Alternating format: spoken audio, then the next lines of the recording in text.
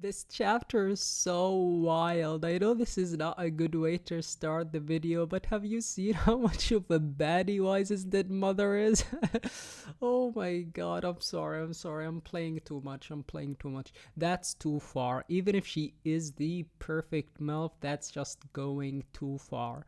Anyways, I really did not think that I would need to make a review this week because I expected nothing major to happen, but Mashima, the nutjob, drops this on us. Potentially, Wise's mother could be alive. Like, what? Can you believe it? It's actually crazy. Like, this is crazy. Obviously, Wise sees right through the illusion that was shown to him at the end of last week's chapter. However, I really did not like how Killer acted in this chapter. And when I say I didn't like, I mean, yuck. Get this garbage ass character out of my sight. Mainly because of this line. Oh, I didn't expect you to figure it out so soon. Like, you dummy dum dum. Did you actually think that would work on him? Like, what the fuck? That line was the most generic line Killer could have chosen to say. And it's even more generic than Wizard's entire existence. Anyways, moving away from the negatives and me being a total salty bitch, let's talk about Wise for a second. I'm not gonna talk about the whole emotion and that's what makes humans so weak argument because it comes up every fight and it's starting to get stale. Like, yes, motherfucker, we get it. Can we move on?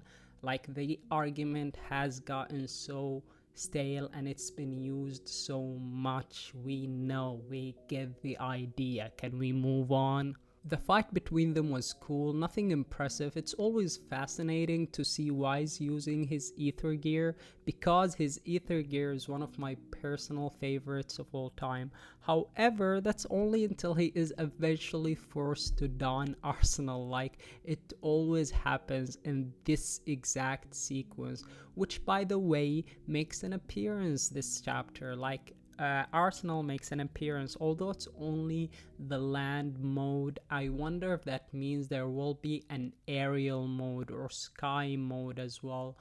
That's something to look forward to, I guess, because Arsenal is always nice to look at. Although this time around there are no major changes to the design, it's cool to see. That's my whole thing about Arsenal. Uh, the way he is forced to use Arsenal was so interesting to me because it just shows how ether gears are countered when the true nature of their mechanism is exposed to the enemy, which means even the most OP of ether gears can be defeated if their nature is understood fully, which adds a bit more depth to ether gears, I think. Enough of me geeking about power systems, let's talk about Wise's dead mother and how exactly is she seemingly alive. But before that, I guess I could talk about Wise's overdrive, which he went into after Arsenal was disarmed, which is also in the sequence that I talked about. Wise always goes to Arsenal when his ether gear is rendered ineffective. Then after Arsenal, he uses overdrive. Anyways, the reason for my lack of enthusiasm about this is simple. I think the concept of an overdrive is just confusing at this point in the story. From my point of view, I need to get more exposition about it to justify me feeling excited over it. You know what I'm saying? Right now it feels like I should be excited, but I don't know why should I be excited. Does that make any sense? Let me illustrate this point clearer. Okay, before I go into this, I need to fix my whole aura up to sound more intelligent. Okay, I'm using DBZ here because we all know DBZ, okay? When Goku goes Super Saiyan, you know shit is about to go down because that means this is the final resort, his final form. Well, that was kind of his final form until Super Saiyan 2, and then 3, and then God, and then Blue. Oh my god. Anyways, where was I? Oh, yes, overdrives suck because we don't know why they are considered so special. when they are easily achieved. That's my point. So many side characters were astonished when they saw our main cast using overdrive, when in reality it was not that astonishing, it was not that impressive. It only took them 7 days for them all to have overdrives. And you want me to be excited about that? That does not feel special. That does not feel like a final form. That does not feel like a last resort.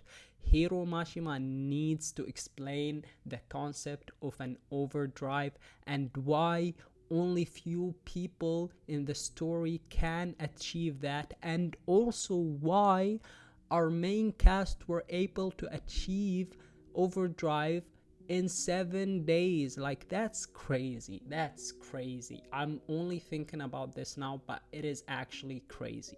Oh my god, how did I manage to derail this much from our topic? Anyways, back to Wise's dead mama. I see what Mashima is trying to do here. He wants to give Wise some sort of closure, which is a thing he did not get, seeing how abruptly his mother was taken away from him. The conclusion of this storyline is so obvious to me, but that fact should not mean that it's bad or generic. It's just logic. There is no place for Wise's mother in the story going forward. The best way to use her is as a motivator for Wise, so he can have something to wish for when he meets Mother. You know, Mother, the wish granting mother, not the boner granting mother. Although both of them give me some questionable boners. So this fight will end with Wise's victory, obviously, but the way it's done is so interesting to me. Yeah, it sucks that the Dark Stars turned out to be more of the same generic disposable villain faction, but it is what it is. What can you do? Like, oh my god, it's so annoying, but it is what it is. Wise is getting some love and attention, and I can't complain about that. I like seeing Wise. Now, do I think that Wise's mother is alive? Yes, but not in the normal sense. You have to think about it. This guy went to Norma to get the corpse of Wise's dead mother. Like, how unbelievable is that? Why does he want to fuck with Wise this much? The way I see it, this is more like those replicas that we have seen in Meldian. Do you remember them, guys?